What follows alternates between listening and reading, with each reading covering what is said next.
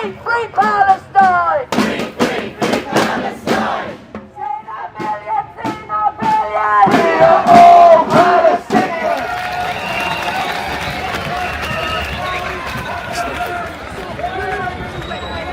نعلم أنه ليست هناك كلمة حقيقية وليس هناك وعدا لهذا الكيان المحتل، ولذلك فنحن بجموعنا هنا نجتمع من أجل أولا أن نطلب أن يكون هذا الوقف وقف حقيقي، وأن نتذكر أن الأبطال الحقيقيين هم رجال غزة ونساء غزة وأطفال غزة، وكلنا أمل وحزن في نفس الوقت.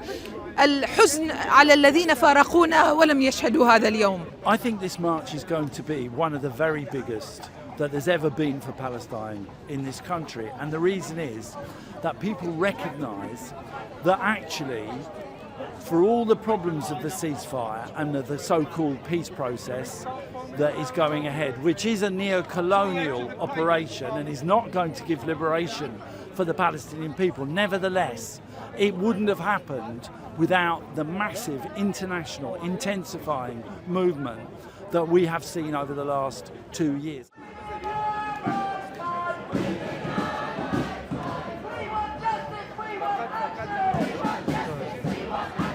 We breathe a sigh of relief from the ceasefire agreement, but as the word indicates, this is a ceasefire and not a peace agreement.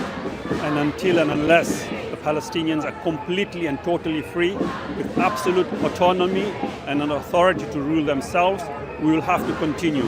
We understand from our history that the Israelis always renege on all the past ceasefire agreements. In January they did that. Before that they have undermined the Palestinians, and we fear they may do that again.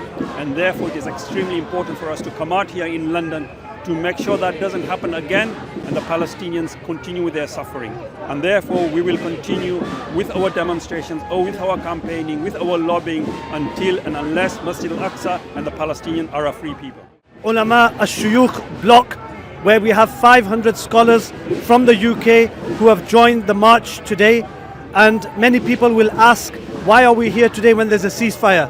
Well, there's been 2 years of genocide, and we know that just a ceasefire is not enough.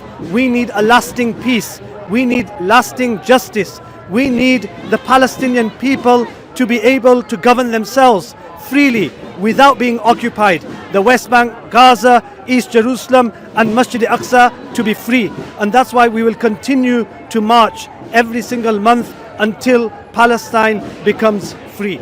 We're here today.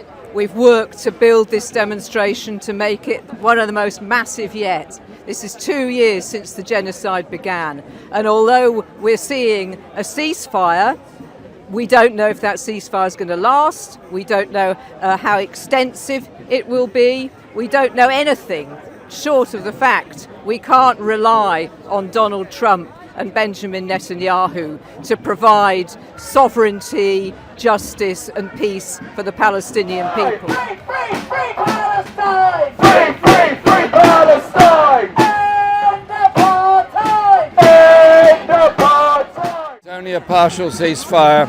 55% of Gaza is still occupied by Israeli forces.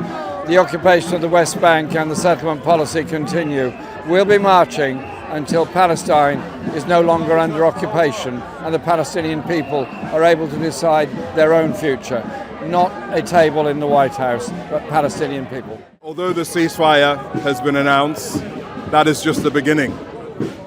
There must never be people of a lesser God. There must never be children of a lesser God. There must always be justice and not impunity. And The Hague and every court in the world needs to hold every human that has prosecuted this genocide on the Palestinian people to account. And the children, men and women of Gaza need aid, and they need to rebuild because they are not going anywhere. It is their home and it is where they're going to stay. Ceasefire is just the beginning. The big question, why are we still here when there's a ceasefire? I think all of us know exactly what a ceasefire means when Israel agrees to a ceasefire. And Ben-Gvir and Smotrich don't bring down the government. We know what it means. We feel very strongly that this will go on for years because the apartheid has gone on for years and the plan is to keep it going. So we are going to continue speaking up for the Palestinians that have endured and suffered unbearable pain for so long. And also a pretend ceasefire doesn't mean we're going to forget about the war crimes and the genocide. The International Court of Justice has a warrant out for the arrest of Benjamin Netanyahu and Yoav Gallant for war crimes. So we're really scared that all of that is going to be swept under the carpet for a pretend ceasefire. You know, how come we're back at a Balfour situation where Tony Blair and Trump are going to make peace? So if anyone believes it, I feel sorry. I feel sorry. Of course, I'm here to try to do anything you can, even if it's a drop in the ocean's worth of good, to try to support the people of Gaza. We have a huge protest today, probably going to be about 500,000 people, hopefully. So, of course, just trying to do anything we can.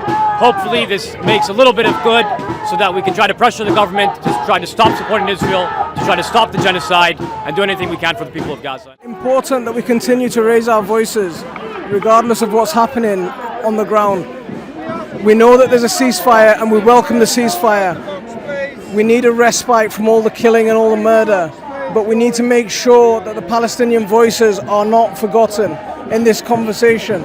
There's plans that are being made and the Palestinian people must come first and foremost, and their interests must come first and foremost, and we need to make sure that they're represented and their interests are represented and they're not forgotten, and we need to make sure that our government knows that we're still here and we're still watching.